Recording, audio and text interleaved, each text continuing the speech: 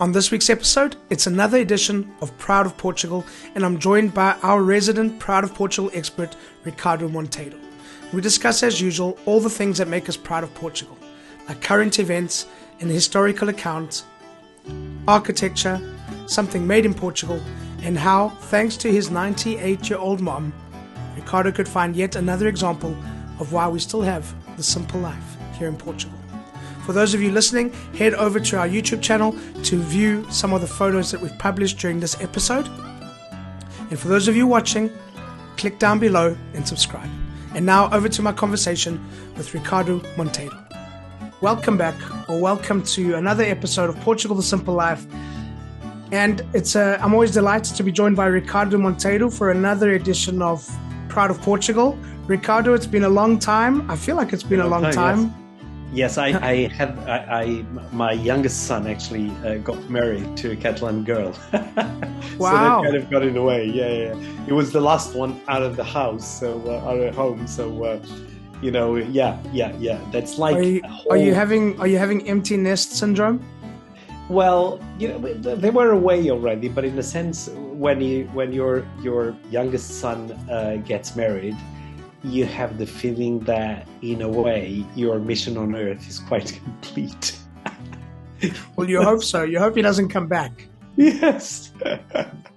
Anyway, so there was that. And then I was sick because of all of these COVID kind of consequences. And it's now, these have not been very easy, except for the wedding, which was quite a happy moment, of course. Where did you have it? Where was it? It was in Sintra. Oh, beautiful. Although the girl is from Catalonia, but they wanted to get married in Portugal. Now I've got, by the way, daughters-in-law from France and Spain, so on and so forth, and they all got married in Portugal, which. Because there's no wedding like a Portuguese wedding, It's I mean, it is a measure of how Portugal has become fashionable. Because when a French girl wants to get married in Portugal, that says a lot about the country. That in France they equate the Portuguese with cleaning ladies and people work in buildings. So I mean, the fact that they want to come and get married in Portugal does tell you a bit about how around that corner we've come. So yeah. Yeah, it's nice. Okay. It's nice. Well, Congratulations. I hope it was a special day. It was. Thank you. Good. Here we go. Ricardo, tell us something that we don't know. I mean, for people listening, regular listeners to the podcast, you're no stranger, but maybe tell us something we don't know about you already. Well, I've got a small story. I was, I worked throughout the world, and I had to travel to many different places. And some of those places were not as welcoming as well as Portugal is. And I once went to Bogota. I had to travel to Colombia about twice a year. So I went to Bogota and I stayed at the usual hotel there, which was the Sofitel. And I had a simple rule when traveling to these countries, which was, never do anything that you might think on a first approach that you shouldn't be doing. Like, for instance, leaving your hotel past, say, 8 o'clock in the evening, or, walking unless you're being driven somewhere. And but I was jet lagged, and I was tired, and I was in my room, and I couldn't. And I said, well, back in the day, I used to smoke. I'm not a smoker any longer, but I used to smoke. So I said, well, I'll just go out and have a cigarette. So I left the hotel, and it was a big hotel on a main thoroughfare. So you felt quite safe. And I looked out. It was about midnight. I think it was 1:45, and I looked out, and I looked both ways.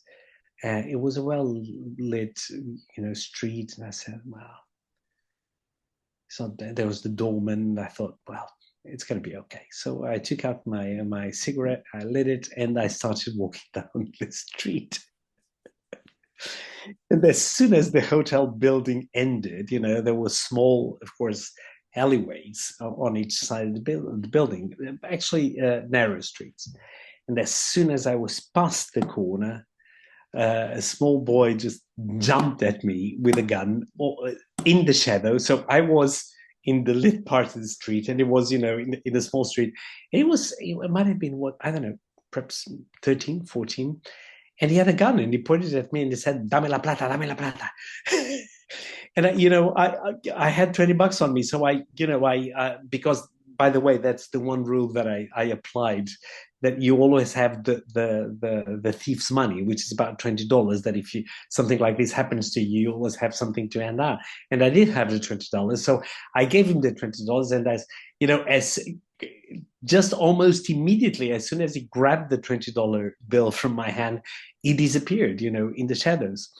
And I said, "Oh God," and that was the only time that I was confronted with a gun in my lifetime, and it was in the mean streets of Bogota.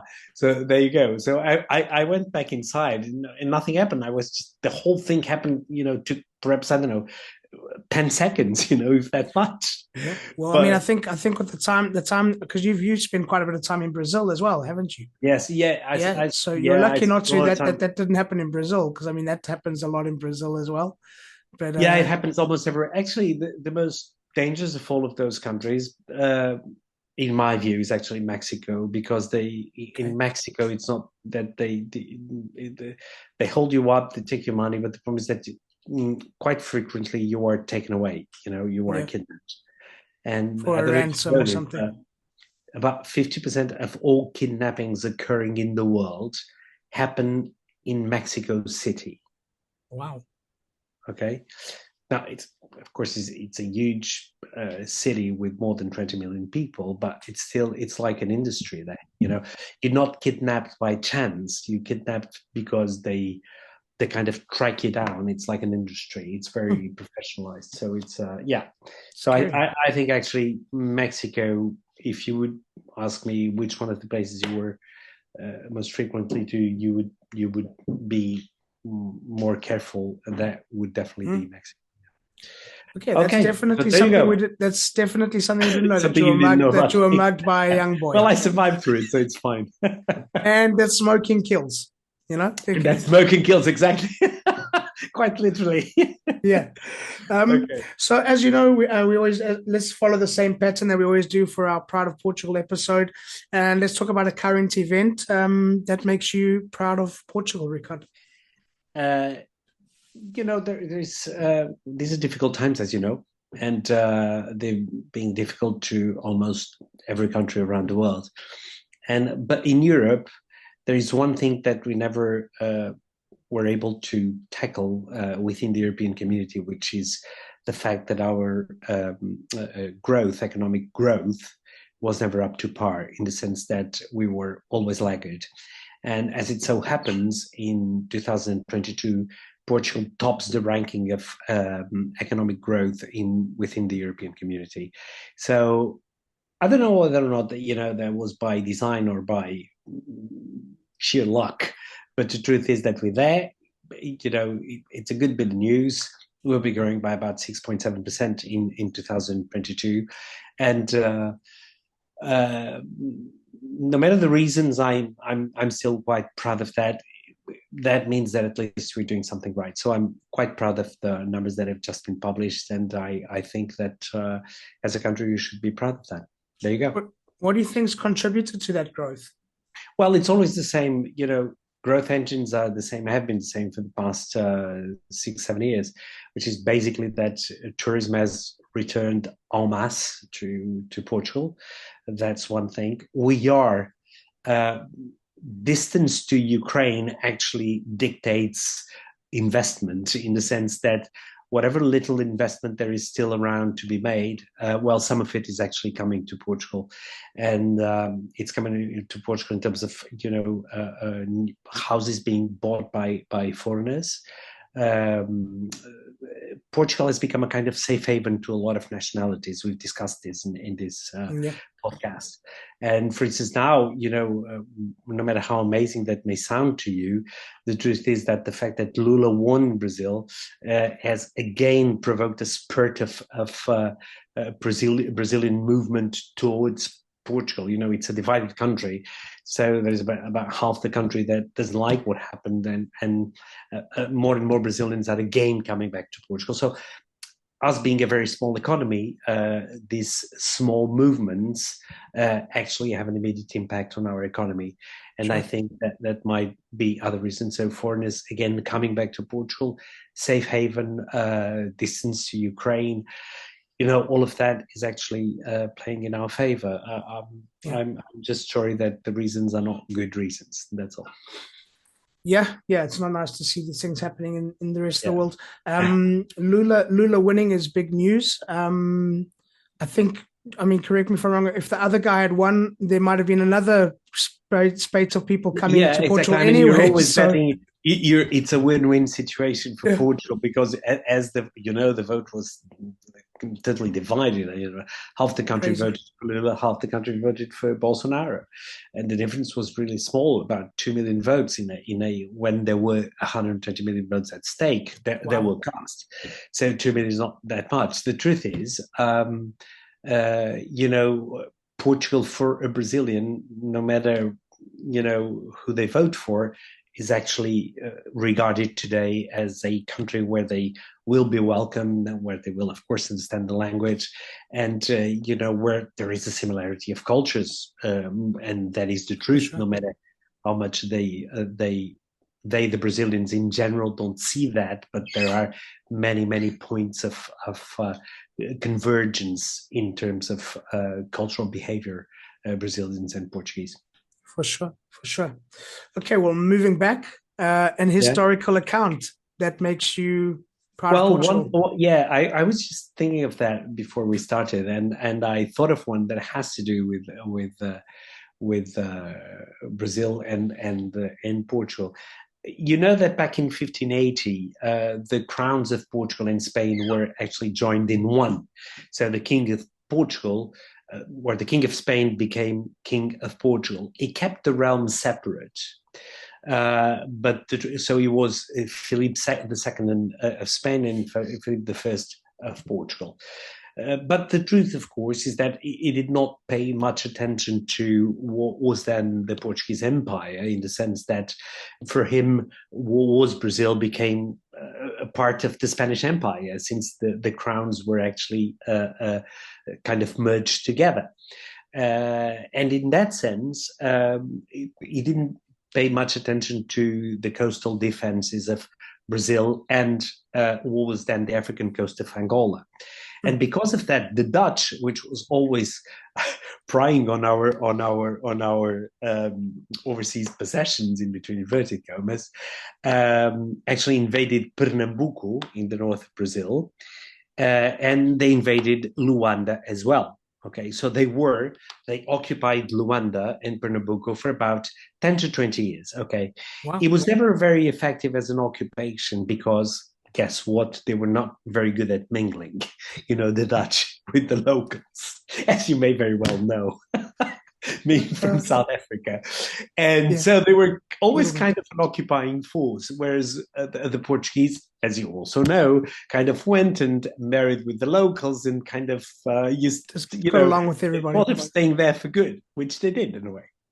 And there was there was a moment when there was a kind of revolution between the Portuguese were living in those colonies, both Brazil and Angola, and they decided, no, we must kick out these guys, the Dutch, and take this back. So there was this particular guy called Salvador Correia de Sá, who first kicked the Brazilians out of Pernambuco, and then he decided to cross the ocean and do the same in Luanda. Okay, and so he kicked the Dutch out of Luanda as well.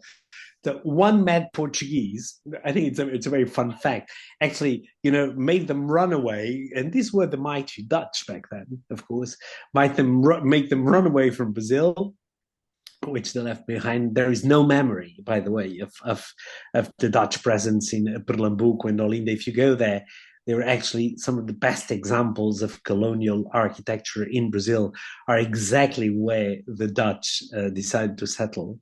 The Duke of Nassau, by the way, was the guy who went there. And if you go to Luanda, of course, there is absolutely no vestige of the presence of the Dutch. but they were there for about 20 years. So, and this one guy decided not only to do that in Brazil and then, take his ships and cross the ocean, just go to the other side, do the same, and then he went back to Brazil. So it's a fun fact, and I think it's something that, in a way, kind of embodies also what our maritime expansion was, which is as much the dead of people, in a way, personalities, than a state affair. Okay, Yeah. it had more to do with people than really, a state policy that was conducted from Lisbon. So there you go. Yes, it was the annoyance of one guy that cleaned Yeah, that all up. yeah, yeah, yeah. What are they doing here? I mean, let's just kick them out. And how does he do it? Did he take an army? Did he? I mean, what did he? Oh no! It was just, it took, I believe, three armed ships with him. He went to Luanda, and he just bombarded Luanda and went there. And of course, and again, with the help of the locals throughout but that is the Africans. They threw out the Dutch. That's how it happened. You are from Dutch origin, aren't you? Well, yeah, a bit. I mean, I'm white South African, obviously, so my background's a bit mixed. I've got a bit of German and a bit of British. All So right. yeah, So no Dutch. I don't think so. More German and British. My All right. grandmother's from the Welsh, from Wales, Yeah. and my grandfather's side of the family, this is on my dad's side, is German, and on my mom's side, it seems a bit of Irish, a bit of Scandinavian. A little bit of everything. So, but I mean, in South Africa, we're quite mixed as well in terms of the influences. So there must be Dutch somewhere. I've got to believe that there was, but like you said, they didn't really mix. They just came in, kind of pillaged the land, and then eventually left. You know, so and stayed as well. So yeah. Quite true. So let's move on. Architecture, one of your favorite subjects, a piece of architecture that makes you proud of Portugal.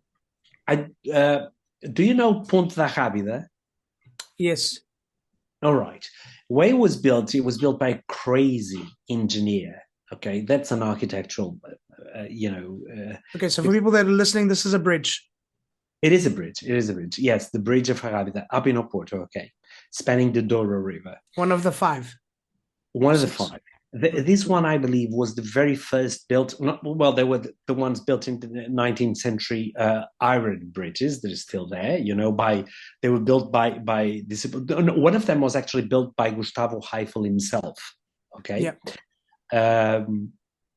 Whereas the elevador de Santa Justa, the lift of Santa Justa, was actually built by Meunier de Ponsard, who was a disciple of Eiffel. He was not built by Eiffel himself. So, but the first concrete bridge that was built in Oporto is the Ponte da Rábida. Okay, and it's a beautiful piece of architecture, although it was done by an engineer.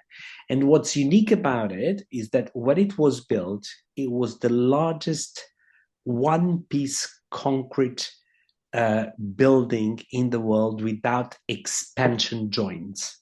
Okay, wow. So it's a one-piece concrete arch, if you want. Okay, so when it expands due to heat, the whole thing expands. There are no places where it's, as you can see, you remember that, like rails, for instance, railroad rails, they used to have these joints, for them to have room to expand. Yeah, in today's bridges, you have that rubber kind of thing that you kind of rubber bands hear yourself driving over it, but this didn't have any of those. No, and when he built it, this guy was called Edgar Cardoso. He was a famous engineer who built more than 5,000 bridges across the world, by the way. And the upriver, actually, the bridge of São João, also in Oporto, was also built by him. Okay, wow. With the same technique. Okay. Sure. And the extraordinary thing is that when it was built, now most engineers said this is going to crack and it's going to fall into the river, and this is dangerous, and you shouldn't approve it. But the guy, he was this incredible personality, so he drove everybody to actually believe. So when it was open to the traffic, People came from all over the world to see whether or not it would crack, including from Japan. So there were Japanese TV crews filming it because they thought this was simply was not feasible They were waiting for a disaster. for a disaster. Exactly. So it was not. It's still there. It's a landmark these days. So it's a protected landmark, and it's a beautiful, still a beautiful bridge. It was one of the very first with that particular design that you see there today. It was not done by an architect. It was done by an engineer. Incredible. Yeah, yeah. We've got some beautiful. I mean, I was talking about this with somebody else the other day on the podcast. We've got some beautiful bridges in this country. Yes, And quite true. I mean, who's sort of the most prominent? You mentioned Edgar Cardoza. Who's the sort of the most prominent bridge engineers that you know of that have built some of our? Well, the one I just mentioned to you, Professor Edgar Cardoso, is actually regarded as being the father of bridge and dam building in Portugal. Okay, and dam building in Portugal. Yes, he was specialized in that. Crazy character. Uh, when he built the bridge of São João, also in Oporto, okay, which he thought as actually one of his greatest achievements, okay, he wouldn't share the plans with anyone. With anyone, he would bring the building plans with him, and he would discuss directly with the builders, and he would just forbid anyone of looking at them because he said, no, if they start looking at them, they're going to say it's impossible and it's going to crack and it's not going to hold. And I've had enough of these people. It was like 85, when he did that, and said, I'm just sick and tired of these people. None of my bridges ever collapsed. None of my dams ever collapsed, and they keep saying the same things, And it was a character. So in a way, yes, he was the recent father of bridge building and dam building in Portugal. Yes, concrete, all of them in concrete. Okay. If that was one piece of concrete, how was it actually done? Was it swung over? It's no. It's poured. Okay, it was poured. So you did the frames and then poured. Yeah. So they just do the frame, and it's continuous pouring of concrete. A lot of concrete. Yeah. It's poured. Incredible. None of it is pre-fabbed.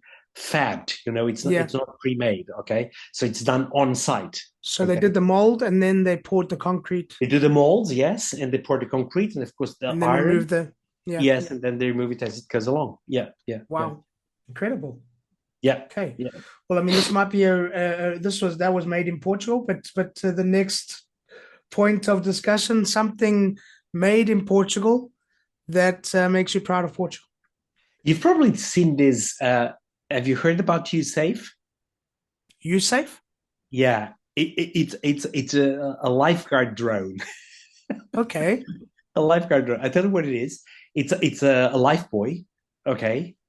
That if people are drowning in the high seas, I don't know, there's a shipwreck of something, and instead of sending them just these circular life buoys, okay, these are drone life buoys that actually you just throw them on the water, and then they drive themselves to the person in need, and all the person has to do is actually grab it, and then the buoy takes you back to whoever is rescuing you from the water. So nobody actually has to get in the water.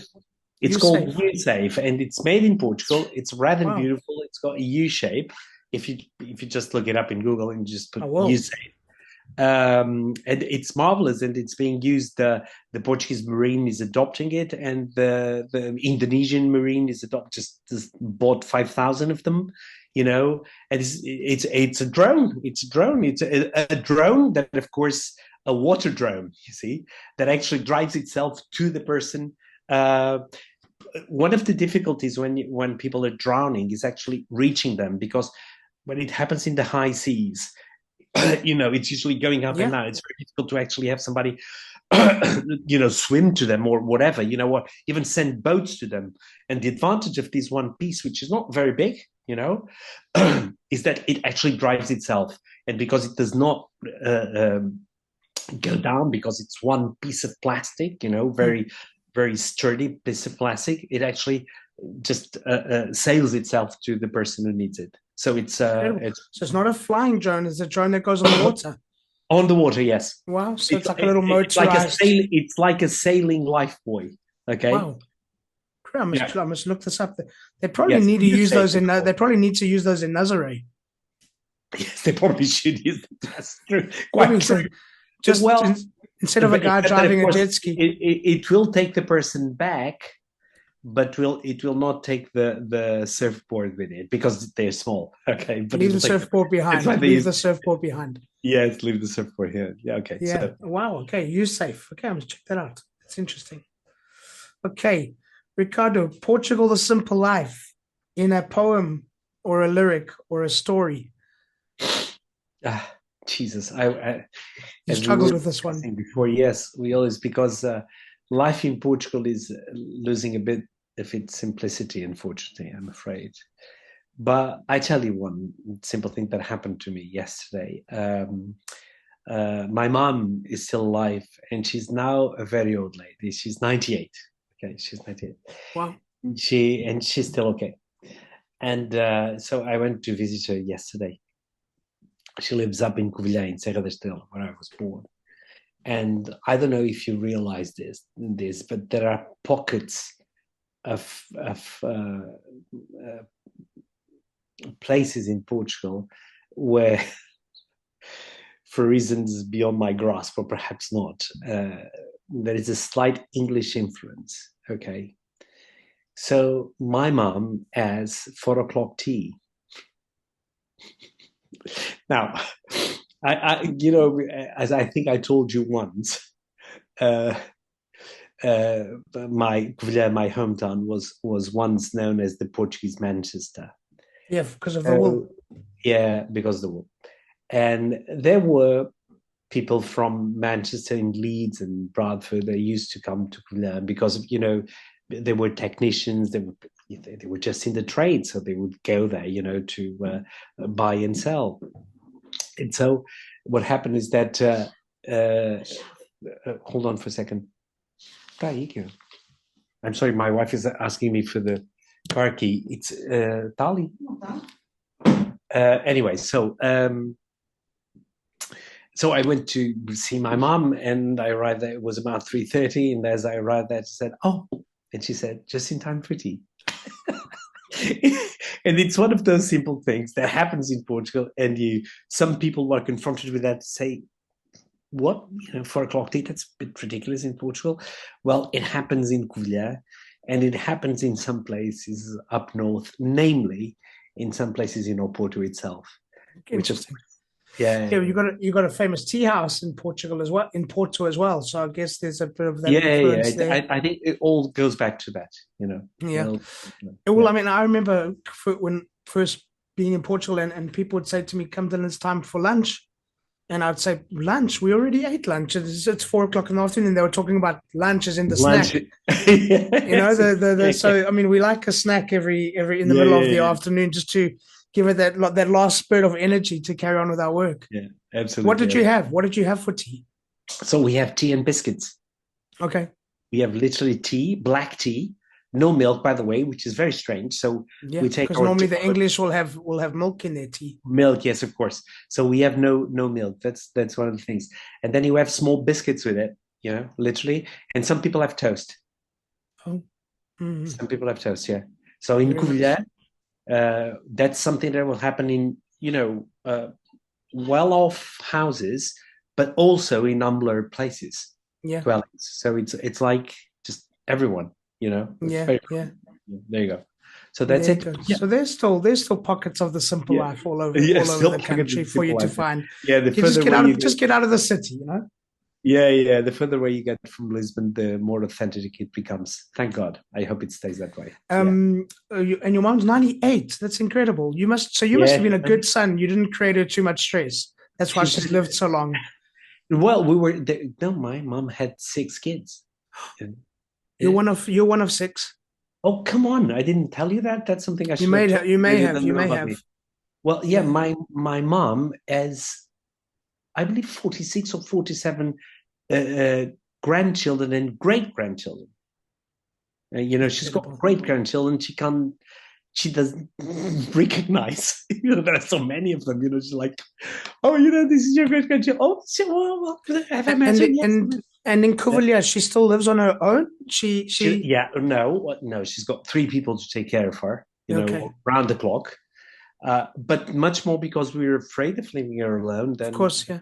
Because of the fact that she needs some help, walking. But she's up and about. I mean, she's never wanted to move. She's never wanted to move from there. No.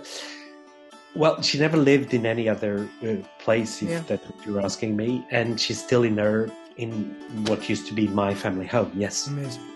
Yeah, she's still there. Yeah. Amazing. Ricardo, it's been a pleasure as always. Thank you so much. This is the part that you struggle with when I say I'm going to let you call it. You say it's a wrap. So I'm going to let you call it. It's a wrap. Take care.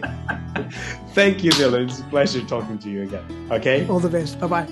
Cheers. Bye. So thank you once again to Ricardo, and thank you to all of you for listening. Please subscribe, share with your friends, give us a thumbs up, and please leave a comment or a review. We'd love to hear from you. We'll be back next week with a brand new episode. And as we say in Portugal, sejas bem-vindo. Welcome to the simple life.